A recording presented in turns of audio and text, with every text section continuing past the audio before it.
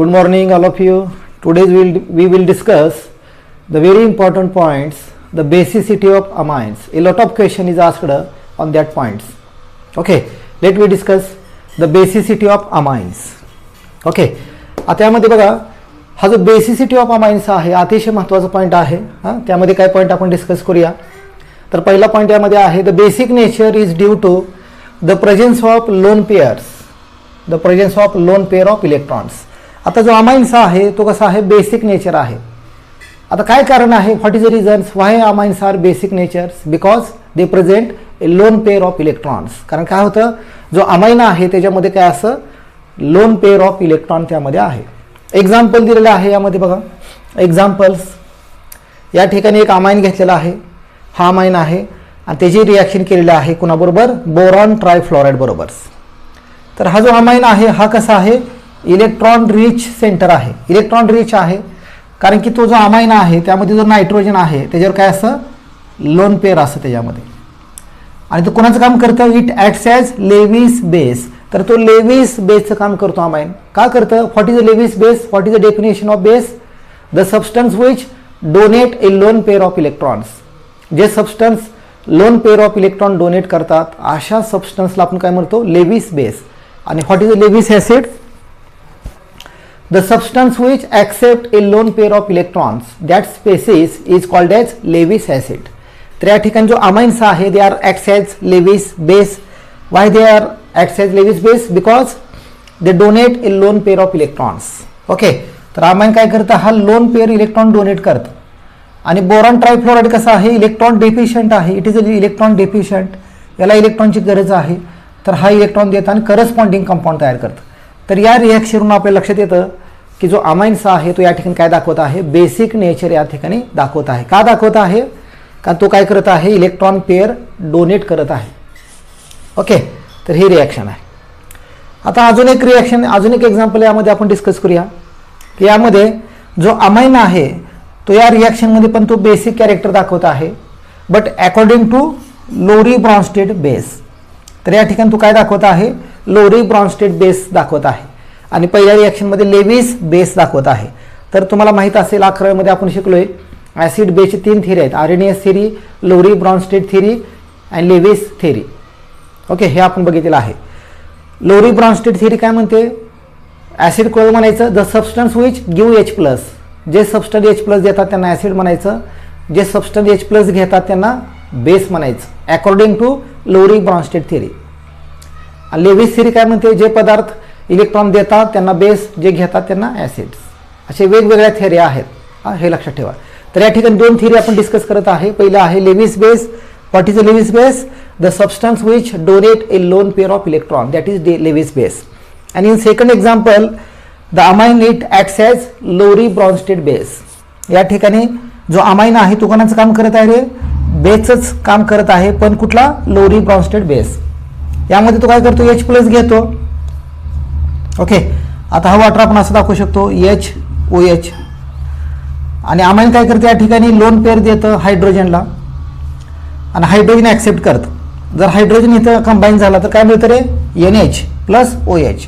OH वर negative charge येतं, याच्यावर पॉझिटिव्ह चार्ज येतं. तर यामध्ये आपल्या लक्षात येतं की जो अमाइन आहे तो काय करत आहे, H प्लस घेत आहे. आणि जे सबस्टन्स H प्लस घेतात त्यांना पण बेस म्हणतो आपण. तर या दुसऱ्या एक्झाम्पलमध्ये हे प्रूफ होतं की जो अमाइन आहे तो बेसिक नेचर आहे, कारण तो H प्लस घेत आहे. पहिल्यामध्ये पण अमाइन बेसचं काम करत आहे, कारण यामध्ये तो काय करत आहे, लोन पेअर देत आहे. हे 2 एक्झाम्पल आपण बघितलं की या 2 एक्झाम्पलवरून आपल्या लक्षात येतं की जो अमाइन आहे they are basic in nature's. तर अमाइनचं बेसिक नेचर आहे हे आपल्याला प्रूफ होतं. तर हा पॉईंट यामध्ये लक्षात ठेवा. Okay, the basic strength of amine is express quantitatively as KB और PKB. तर जे बेसिक स्ट्रेंथ आहे अमाइन्स ते आपण कसं दाखवू शकतो, KB किंवा PKB या व्हॅल्यूद्वारे आपण ते दाखवू शकतो. KB म्हणजे काय असं, K म्हणजे काय असं, डिसोसिएशन कॉन्स्टंट्स. आणि B म्हणजे बेस, म्हणजे KB म्हणजे काय आहे, डिसोसिएशन कॉन्स्टंट फॉर बेस. आणि PKB म्हणजे काय असं रे, तुम्ही हे शिकलात बघा, minus log KB is equal to PKB. हे व्हॅल्यू लक्षात ठेवा, बरोबर आहे का.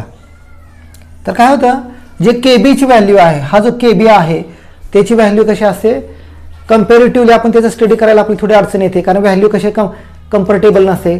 फॉर एक्झाम्पल 1.5 इंटू 10⁻⁻5, 2 इंटू 10⁻⁷, तर असे पॉईंटमध्ये व्हॅल्यू असते, त्यामुळे ते मेजर करताना थोडी अडचण येऊ शकतात आपल्याला. पण जे मग त्यामुळे जे KB आहे त्याचं आपण या PKB मध्ये रूपांतर करू शकतो, आणि हे जे PKB व्हॅल्यू आहे ते आपण मेजर करू शकतो. त्याची व्हॅल्यू असते 7, 8, 4.2, 10, 12.5, आणि इट इज अ कम्फर्टेबल्स, आणि हे कम्फर्टेबल व्हॅल्यू आहे, आपण ती मेजर करू शकतो. त्यामुळे KBचं PKB मध्ये रूपांतर केलेलं आहे. ओके, तर हे लक्षात ठेवा. आता यामध्ये जर KB ची व्हॅल्यू जास्त असेल, KB ची व्हॅल्यू जास्त असेल तर बेसिसिटी जास्त असते, आणि त्यावेळेस जर PKB व्हॅल्यू कमी असते. म्हणजे KB आणि PKB हे एकमेकांचे ऑपोजिट आहे. जर KB ची व्हॅल्यू जास्त असेल आणि PKB ची व्हॅल्यू कमी असेल तर करस्पॉन्डिंग कंपाऊंडची बेसिसिटी कशी आहे, जास्त असते. हे ऑर्डर लक्षात ठेवा, ठीक आहे. तर अतिशय महत्त्वाचं आहे हे ऑर्डर, हे लक्षात ठेवायचं. पुढचा पॉईंट डिस्कस करूया आपण, the basic strength of aliphatic amines. Okay, आता जो ॲलिफॅटिक अमाइन आहे त्यामध्ये प्रायमरी अमाइन आहे, सेकंडरी अमाइन आहे, टर्शियरी आहे, अमोनिया आहे, या सगळ्यांमध्ये कोण स्ट्रॉंग बेस आहे हे आपल्याला चेक करायचं आहे. आता जर अमाइनमध्ये आपण विचार केला तर अमाइन्समध्ये एक स्पेसिफिक आपण सांगू शकत नाही की सेकंडरी अमाइन किंवा प्रायमरी अमाइन स्ट्रॉंग बेस आहे असं आपण सांगू शकत नाही. वेगवेगळ्या कंडिशनमध्ये ते वेगवेगळे बिहेव करत असतात. त्यामुळे आपण एका वाक्यामध्ये सांगू शकत नाही किंवा आपण स्पेसिफिक ऑर्डर पण दाखवू शकत नाही. ओके, कारण ते चेंज होतं, कंडिशननुसार त्याची बेसिसिटी चेंज होत आहे. हा पॉईंट यामध्ये अतिशय महत्त्वाचा लक्षात ठेवा. तर या ठिकाणी ऑर्डर दिलेले आहे basic strength of aliphatic amines. तर अमोनिया लेस बेसिक आहे, त्यानंतर प्रायमरी अमाइन आहे, त्यानंतर सेकंडरी अमाइन आहे, आणि हा जो सेकंडरी अमाइन आहे हा प्रायमरीपेक्षा स्ट्रॉंग बेस आहे आणि टर्शियरीपेक्षा पण स्ट्रॉंग आहे. म्हणजे जो सेकंडरी अमाइन आहे आर स्ट्रॉंगेस्ट बेस, या सगळ्यांमध्ये जो सेकंडरी अमाइन आहे हा सेकंडरी अमाइन्स हा कसा आहे, स्ट्रॉंग बेस आहे सगळ्यांमध्ये. तो टर्शियरी अमाइनपेक्षा पण स्ट्रॉंग आहे आणि प्रायमरी अमाइनपेक्षा पण स्ट्रॉंग आहे. तर हे ऑर्डर यामध्ये लक्षात ठेवा. ओके, तर पुढचा पॉईंट आहे basicity of amine is related to structural effect which influence stabilisation of various species. आता आपल्याला जर बेसिसिटी बघायची असेल अमाइनची तर वेगवेगळे फॅक्टर त्याच्यावर इन्फ्लुअन्स करत असतात, इफेक्ट करत असतात. ते फॅक्टर आपल्याला डिस्कस करायचं आहे. मगाशी मी सांगितलं की जे अमाइनची बेसिसिटी आहे ते फिक्स नसते, कंडिशन चेंज झाली की बेसिसिटी पण चेंज होते. तर कोणकोणते असे कंडिशन आहेत, कोणकोणते असे फॅक्टर आहेत की ते आपल्याला डिस्कस करायचे आहेत. ओके, तर दोन महत्त्वाचे फॅक्टर आहेत ते आपल्याला डिस्कस करायचे. पहिला आहे influence of plus I effect, दुसरा आहे इन्फ्लुअन्स ऑफ सॉल्वेशन्स, आणि तिसरा आहे कंबाईन इफेक्ट. आणि त्या दोघांचा कंबाईन इफेक्ट आपण बघायचा आहे. तर हे दोन इफेक्ट आहेत ते अतिशय महत्त्वाचे आहेत, ते आपण डिस्कस करूया की त्यांचं इफेक्ट होत असं कुणावर, अमाइनच्या बेसिसिटीवर इफेक्ट होत असं. ओके, बघूया. Number 1 influence of plus I effects. तर प्लस आय इफेक्टचा काय इफेक्ट होतो बघूया. हा गॅस फेजसाठी आहे. जर अमाइन जर गॅस फेजमध्ये असेल तर हा इफेक्ट आपण डिस्कस करत आहोत. ओके, बघा, जर प्लस आय इफेक्ट जास्त असेल तर अमाइनची बेसिसिटी पण जास्त आहे. प्लस आय इफेक्ट जास्त असेल तर अमाइनची बेसिसिटी पण जास्त असेल. एक्झाम्पल दिलेलं आहे या ठिकाणी बघा. तर हा कसा आहे, प्रायमरी अमाइन आहे, हा कसा आहे, सेकंडरी अमाइन आहे, आणि हा कसा आहे, टर्शियरी अमाइन आहे. Primary, secondary, tertiary amines. Okay, आता प्लस आय इफेक्ट म्हणजे काय आहे पहिल्यांदा मी सांगतो. प्लस आय इफेक्ट म्हणजे काय असं, आता हा जो अल्काइल ग्रुप आहे तो काय करत असतो, ज्या ग्रुपला तो अटॅच आहे त्या ग्रुपला तो काय करतो, इलेक्ट्रॉन डोनेट करत असतो. त्यालाच म्हणायचं प्लस आय इफेक्ट. आता प्रायमरीमध्ये एकच प्लस आय इफेक्ट आहे, एक अल्काइल ग्रुप आहे, त्यामुळे तो काय करत आहे, एक अल्काइल ग्रुप इलेक्ट्रॉन डोनेट करत आहे. हे लक्षात ठेवायचं. आणि तुम्हाला माहित असेल की नायट्रोजन काय असतं, लोन पेअर असतंच या ठिकाणी.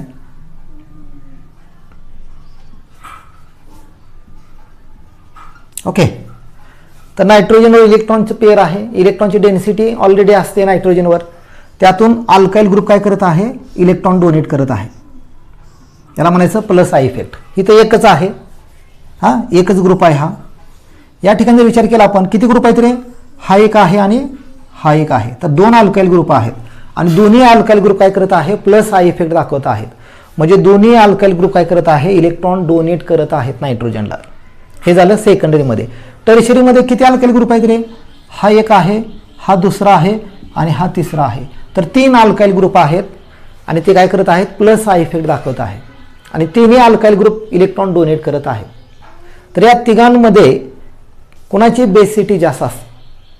ओके, ज्या अमाईनवर इलेक्ट्रॉनची डेन्सिटी सर्वात जास्त आहे तो सगळ्यात स्ट्रॉंग बेस आहे.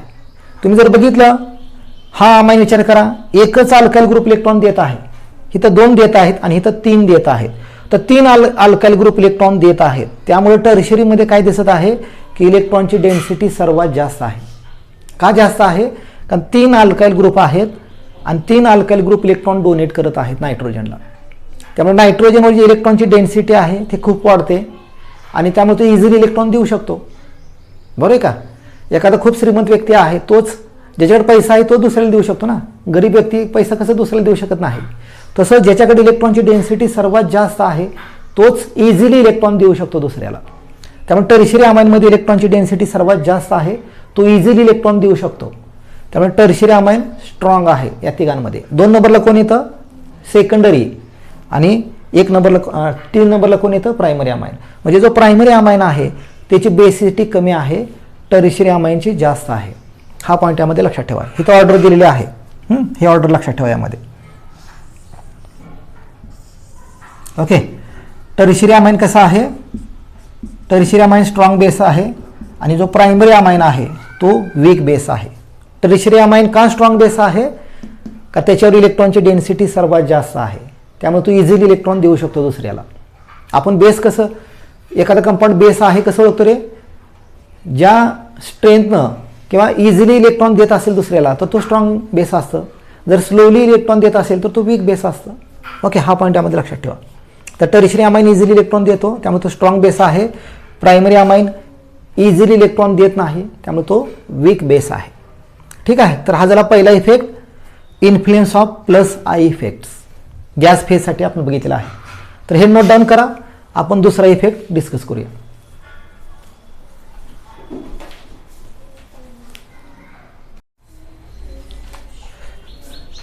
ठीक आहे. तर पहिला फॅक्टर आपण बघितलेला आहे, influence of plus I effect on the basicity of amines.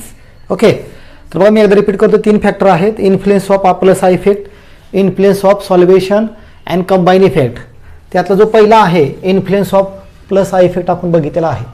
आता दुसरा फॅक्टर आपण डिस्कस करूया, इन्फ्लुएन्स ऑफ सॉल्वेशन्स. ओके, आता सॉल्वेशनचा काय अर्थ असतं रे, बघा ज्यावेळेस एखादा अमाइन्स आपण वॉटरमध्ये डिझॉल्व्ह करतो त्यावेळेस काय होतं, जे वॉटरचे मॉलिक्यूल आहेत त्या अमाइन्समध्ये आणि त्या वॉटरच्या मॉलिक्यूलमध्ये हायड्रोजन बॉन्डिंग तयार होतं, त्याला म्हणायचं सॉल्वेशन्स. ओके, हे लक्षात ठेवा. तर काय होतं यामध्ये, सॉल्वेशन होतं अमाइनमध्ये. तर हा बघा आपण बघू शकतो की हा अमाइन कसा आहे, प्रायमरी अमाइन आहे, it is a primary amines. हा कसा आहे, हा सेकंडरी अमाइन आहे आणि हा कसा आहे, टर्शियरी अमाइन आहे. तर जो प्रायमरी अमाइन आहे हा प्रायमरी अमाइन आहे, हा आर आहे आणि हा हायड्रोजन आहे. तर काय होतं यामध्ये, किती हायड्रोजन आहेत, हा 1, हा 1, हा 2 आणि 3 हायड्रोजन आहेत प्रायमरी अमाइनमध्ये. त्यामुळे काय होतं, हा जो प्रायमरी अमाइन वॉटरमध्ये डिझॉल्व्ह केल्यानंतर हे वॉटरचे मॉलिक्यूल आहेत, बरं आहे का. तर हा निगेटिव्ह असताना हा पॉझिटिव्ह चार्ज असतो. तर काय होतं, जो वॉटरचा मॉलिक्यूल आहे त्यातला ऑक्सिजन आणि अमाइन्समधला H+ या दोघांमध्ये हायड्रोजन बॉन्डिंग तयार होतं. असे किती बॉन्डिंग तयार होतात, जिथं जिथं हायड्रोजन आहे तिथं हायड्रोजन बॉन्डिंग तयार होतं. म्हणजे 1, 2, 3 तर 3 हायड्रोजन बॉन्डिंग तयार होतात. 3 हायड्रोजन बॉन्ड या ठिकाणी तयार होतात कोणामध्ये, प्रायमरी अमाइनमध्ये. आणि या ठिकाणी सॉल्वेशन जास्त झालेलं आहे कारण की 3 हायड्रोजन बॉन्डिंग वॉटर तयार करतं. आता सॉल्वेशन कोणावर डिपेंड असतं, नंबर ऑफ हायड्रोजनवर डिपेंड असतं. जेवढं हायड्रोजन जास्त तेवढं सॉल्वेशन जास्त. तर हायड्रोजन जास्त आहेत प्रायमरी अमाइनमध्ये त्यामुळे सॉल्वेशन जास्त झालेलं आहे. आणि हा कंपाऊंड स्टेबल आहे. कारण स्टॅबिलिटी कोणावर डिपेंड असते? सॉल्वेशनवर डिपेंड असतं. जेवढं सॉल्वेशन जास्त तेवढं त्या कंपाऊंडची स्टॅबिलिटी जास्त, आणि स्टॅबिलिटी जास्त असेल तर त्याची बेसिसिटी पण जास्त असते. हा पॉईंट यामध्ये लक्षात ठेवा. तर हे झालं प्रायमरी अमाइन. सेकंडरी अमाइनमध्ये विचार करा, किती हायड्रोजन आहेत यामध्ये? हा एक हायड्रोजन आणि हा दुसरा हायड्रोजन, 2 हायड्रोजन आहेत. त्यामुळं 2 हायड्रोजन बॉन्डिंग तयार होतात या ठिकाणी. 2 हायड्रोजन बॉन्ड या ठिकाणी तयार होतात. कोणामध्ये? सेकंडरीमध्ये. म्हणजे एक हायड्रोजन कमी आहे प्रायमरीपेक्षा सेकंडरीमध्ये, त्यामुळे या ठिकाणी 2 हायड्रोजन बॉन्डिंग तयार होतात. सॉल्वेशन कमी होतं प्रायमरीपेक्षा, त्यामुळे हा कमी स्टेबल आहे प्रायमरीपेक्षा. हा लक्षात ठेवा. जर टर्शियरी अमाइनमध्ये गेलो आपण तर एकच हायड्रोजन आहे, आणि एक हायड्रोजन असल्यामुळं एकच हायड्रोजन बॉन्डिंग तयार होतं हायड्रोजन आणि वॉटरमध्ये.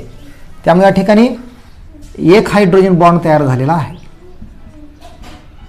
बरोबर का? म्हणजे सॉल्वेशन कमी आहे टर्शियरीमध्ये, आणि सॉल्वेशन कमी असेल तर तो कमी स्टेबल असतो आणि त्याची बेसिसिटी पण कमी असते. कारण बेसिसिटी कोणावर डिपेंड असते? स्टॅबिलिटीवर डिपेंड असते.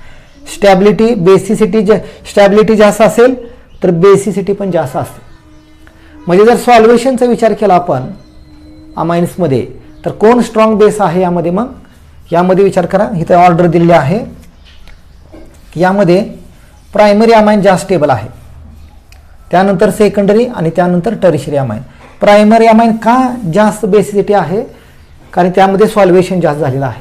कारण प्रायमरीमध्ये हायड्रोजन जास्त असतात, आणि जेवढे हायड्रोजन जास्त तेवढं हायड्रोजन बॉन्डिंग जास्त होतं, आणि त्यामुळे तो स्टेबल असतं, आणि त्यामुळे बेसिसिटी जास्त आहे. पण टर्शियरी अमाइनमध्ये काय होतं रे? कमी हायड्रोजन आहेत, सॉल्वेशन कमी होतं, कमी स्टेबल आहे, त्यामुळे बेसिसिटी कमी आहे टर्शियरीची. हे ऑर्डर लक्षात ठेवा. प्रायमरी बेसिसिटी जास्त आहे, 2 नंबरला सेकंडरी, आणि सर्वात कमी बेसिसिटी कुणाची आहे? टर्शियरी अमाइनची. कधी? जर सॉल्वेशन हा फॅक्टर आपण विचार केला, हे कोणासाठी असं? ॲक्वियस फेजसाठी असं. मागाचा प्लस हा इफेक्ट कोणासाठी आहे? गॅस फेजसाठी आहे. म्हणजे प्लस हा इफेक्ट जर कन्सिडर केला आपण तर त्यामध्ये बेसिसिटी कोणाची जास्त आहे? टर्शियरी. पण जर सॉल्वेशनचा विचार केला आपण तर यामध्ये स्ट्रॉंग बेस कोण आहे? प्रायमरी. म्हणजे कंडिशन चेंज झाली की बेसिसिटी पण चेंज होते. त्यामुळे हा पॉईंट यामध्ये लक्षात ठेवा. तर हे झालं इन्फ्लुएन्स ऑफ सॉल्वेशन्स. आता तिसरा फॅक्टर आहे कंबाईन इन्फ्लुएन्स. आता हे जे 2 इफेक्ट आहेत, कोणते 2 इफेक्ट रे? प्लस हा इफेक्ट आणि सॉल्वेशन, या दोघांना कंबाईन करूया आपण. म्हणजे काय दिसेल आपल्याला बघा. हा कोण आहे? अमोनियम आहे. Ammonium primary amine, secondary amine, tertiary amines. आता जर आपण प्लस हा इफेक्ट हा कन्सिडर केला आपण, प्लस हा इफेक्ट, तर काय होतं? बेसिसिटी कशी वाढत जाते? याप्रमाणे, या डायरेक्शनला बेसिसिटी वाढत जाते जर प्लस आय इफेक्ट आपण कन्सिडर केलं तर. मग प्लस आय इफेक्ट कन्सिडर केला आपण तर सर्वात स्ट्रॉंग बेस कोण असणार आहे? टर्शियरी, त्यानंतर सेकंडरी, त्यानंतर प्रायमरी, त्यानंतर अमोनियम. पण जर सॉल्वेशनचा विचार केला आपण तर सॉल्वेशनची बेसिसिटी कशी वाढत जाते? या डायरेक्शनला. म्हणजे यामध्ये अमोनिया सर्वात जास्त स्ट्रॉंग बेस आहे, 2 नंबरला प्रायमरी अमाइन, सेकंडरी, टर्शियरी. म्हणजे हे सॉल्वेशन आणि प्लस आय इफेक्ट एकमेकांच्या अपोजिट आहेत. हा पॉईंट यामध्ये लक्षात ठेवा. ठीक आहे. आता थोडक्यात मी तुम्हाला ऑर्डर देत आहे यामध्ये. बघा लक्षात ठेवा, जर लार्ज मॉलिक्यूल अटॅच असेल अमाइन्सला, large molecules for example ethyl group, तर ऑर्डर कशी असेल? सेकंडरी सर्वात स्ट्रॉंग असेल, त्यानंतर टर्शियरी आणि त्यानंतर प्रायमरी. हे ऑर्डर लक्षात ठेवायचं. बरोबर आहे का? सेकंडरी, त्यानंतर टर्शियरी, त्यानंतर प्रायमरी. जर लार्ज मॉलिक्यूल असतील म्हणजे इथाइल ग्रुप जर अटॅच असतील अमाइन्सला तर याप्रमाणे ऑर्डर असणार आहे. जर स्मॉल मॉलिक्यूल असतील तर ऑर्डर याप्रमाणे असणार आहे, सेकंडरी, प्रायमरी अँड टर्शियरी. बरं आहे का? मी तुम्हाला अगोदर सांगितलं होतं की जे बेसिसिटी आहे ते फिक्स नसते अमाइनचे. बरं आहे का?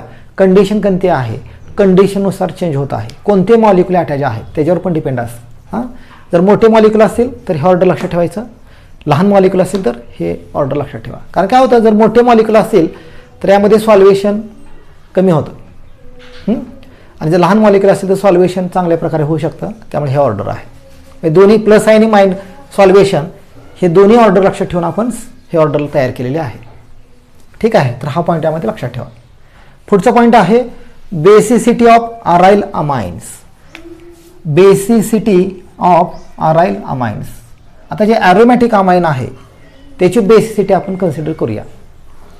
आता जर आपण बघितलं aryl amine are weak base, तर जो अराइल अमाइन आहे तो सर्वात वीक बेस आहे. अमोनियापेक्षा पण वीक आहे आणि प्रायमरी सेकंडरी टर्शियरीपेक्षा पण तो वीक आहे. आता का वीक आहे हे आपण बघूया.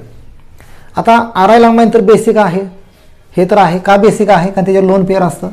आता हा ॲनिलीन आहे, ॲनिलीन्स, याला आपण म्हणू शकतो अराइल अमाइन्स. अराइल म्हणजे काय असतं? Aromatic compound.